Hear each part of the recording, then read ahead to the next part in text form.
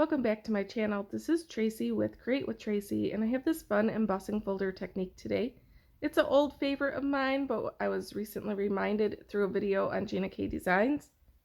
I've embossed a piece of white cardstock and cut out 2 gold glitter leaves for this card.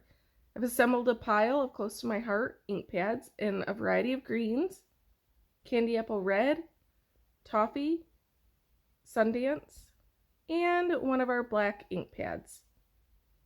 I have squeezed these ink pads to make sure that the lids are full of ink, and off camera I have a cup of water that I'm dipping my paintbrush in periodically. So I'm using these ink pads as basically a watercolor paint and filling in the recessed design of the embossing folder design. So basically the part that has pushed in, or what you might think of as the back side of the white paper.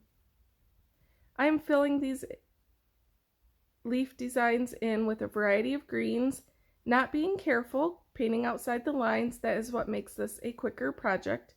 Of course, this is sped up, but it really did not take me that long to do this.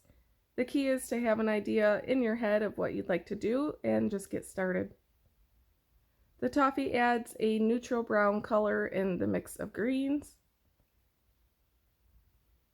And I just continue to fill in one color at a time.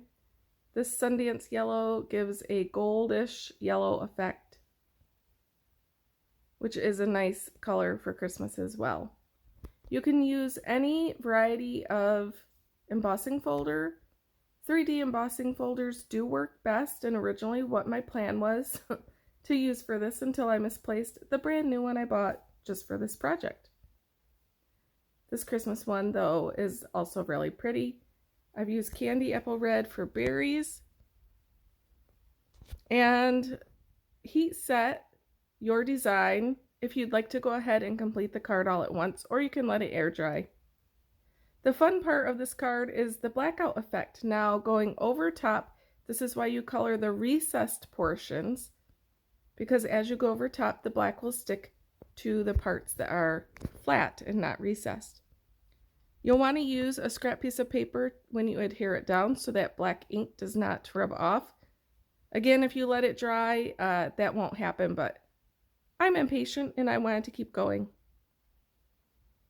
My handy dandy journaling pen adds some detail to my sentiment piece, which I stamped in red to add a little more red to this card.